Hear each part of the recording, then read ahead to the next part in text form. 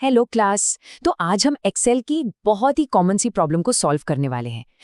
वो error message जो हमारी इतनी मेहनत से बनी हुई रिपोर्ट्स को एकदम खराब कर देते हैं। सर, मैं ना वी लुकअप यूज करके प्रोडक्ट्स की कीमतें निकाल रही थी, पर कुछ आइटम्स के सामने ये हैश एन वाला एरर आ रहा है। इससे मेरी पूरी स्प्रेडशीट इतनी अजीब लग रही है। इसे ठीक कैसे करूं? अरे वाह, ये तो बहुत कॉमन प्रॉब्लम है शिवन्या।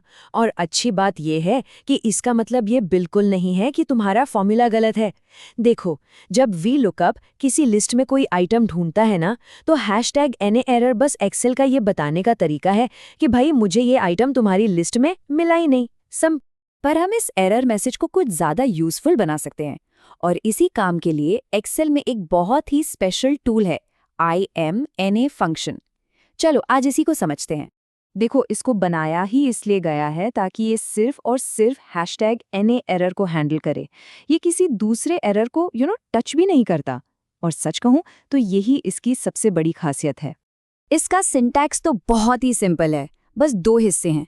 पहला है वैल्यू, जहां पर हम अपना VLOOKUP वाला फॉर्मूला डालेंगे, और दूसरा है वैल्यू इफ NA, जिसमें हम वो मैसेज लिखेंगे जो हम एरर की जगह दिखाना चाहते हैं।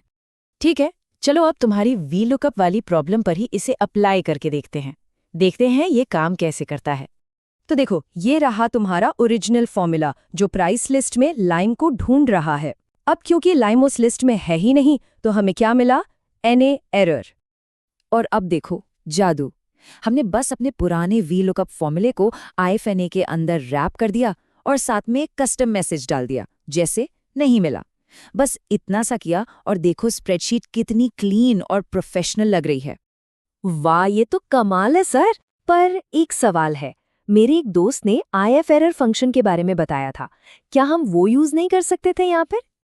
एक्सीलेंट क्वेश्चन शिवन्या, ये बहुत ही इंपॉर्टेंट पॉइंट है। चलो अब यही देखते हैं कि IFNA और IFERROR में क्या फर्क है और हमें कौन सा कब यूज करना चाहिए। तो सबसे जरूरी बात यह है कि IFNA एक स्कैल्पल की तरह है, मतलब एकदम प्रिसाइज। ये सिर्फ नहीं मिला वाले हैशटैग NA एरर को ही टारगेट करता है, जबकि IF एरर एक हथौड़े की तरह है। वो हर तरह के एरर को पकड़ लेता है बिना सोचे समझे। चलो एक एग्जाम्पल से समझते हैं। मान लो तुमने गलती से फॉर्मूला टाइप करते हुए VLOOKUP की जगह VLOKUP लिख दिया।